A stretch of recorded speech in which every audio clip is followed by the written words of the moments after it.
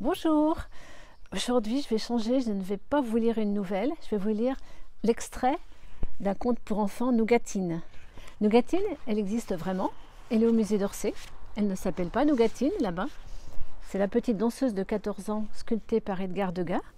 Et regardez, surprise, Nougatine, je l'ai également chez moi en miniature. Voilà, j'ai complètement craqué lorsque je l'ai vue et j'ai bien aimé son port, j'ai bien aimé son allure. Puis je l'ai acheté. Maintenant, elle vit à la maison. J'ai la chance que mon amie Gabi ait peint Nougatine. Elle a illustré ce conte et je vais vous en lire quelques petites pages. Vous allez un peu plus faire sa connaissance. Là, c'est le guide Maximilien au musée d'Orsay. Allez, on y va avec Nougatine au musée. Dans moins de 30 minutes, le musée d'Orsay fermera ses portes. Maximilien, le guide, promène sa longue silhouette marine dans les allées et les différentes salles à la recherche des retardataires.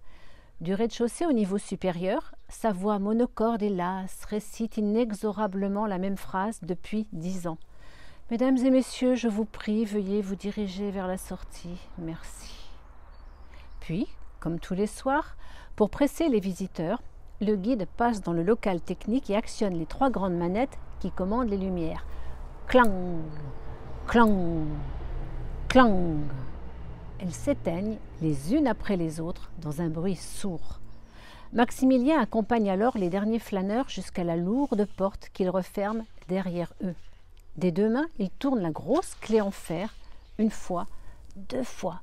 L'immense horloge scellée sur la façade principale du bâtiment indique 18 heures. Le musée retrouve sa quiétude. Maximilien ôte alors sa casquette et libère ses cheveux collés sur son front. Il peut enfin permettre à son échine de se courber sous le poids des kilomètres parcourus dans la journée. Et comme tous les soirs, en traînant les pieds, il ronchonne après les architectes qui ont eu cette idée saugrenue d'installer un musée dans une ancienne gare.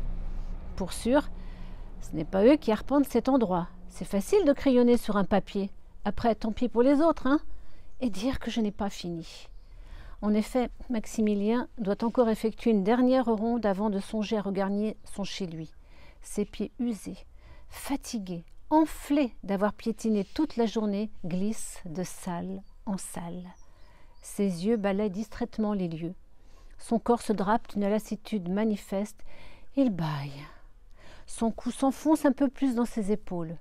Heureusement, il a bientôt fini. Sa ronde s'achève par l'allée centrale, où trônent les sculptures. Avant de partir, il écoute une dernière fois le calme qui règne en maître des lieux, cette sérénité dont se parle le musée et qui redonne à chaque œuvre artistique une présence indéniable.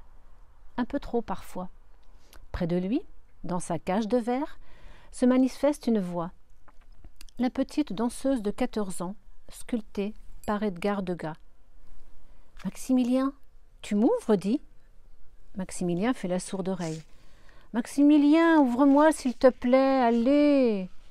Sans réaction de la part du guide, la petite danseuse réitère en minaudant du bout des lèvres. « Max, tu m'avais promis !»« Pas ce soir, je suis éreintée. Ce n'est pas toi qui arpentes le musée de long en large et de large en long toute la journée que Dieu fait. Justement, puisque moi je suis coincée dans cette cage de verre, j'ai besoin de me dégourdir les jambes. Et tu m'avais promis que ce soir... Allez, Maxou !» implore l'adolescente.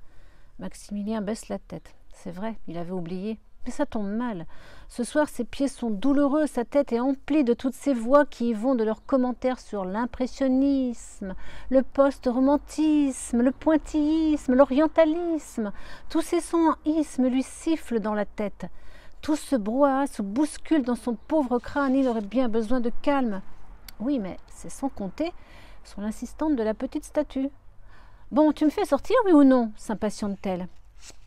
Maximilien, dont le cœur est en train de se laisser attendrir, hésite, tant son corps le martèle de ces douleurs qui se propagent dans les articulations.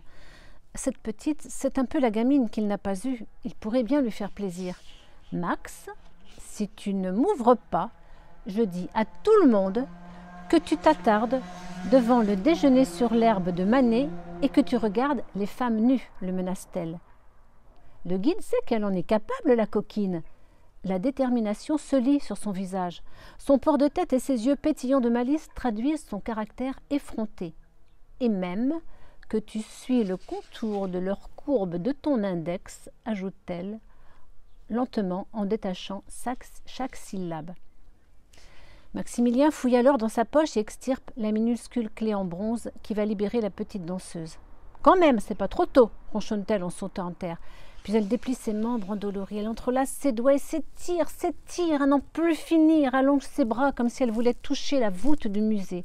Ensuite, sa main droite va chercher le talon de son pied droit pour tendre la jambe et sautiller sur place.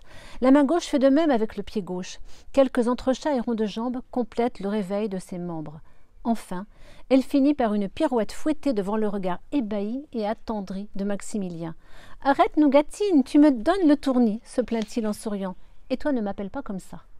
Mon père ne m'a pas donné de prénom. Je suis la petite danseuse de 14 ans. Un point, c'est tout.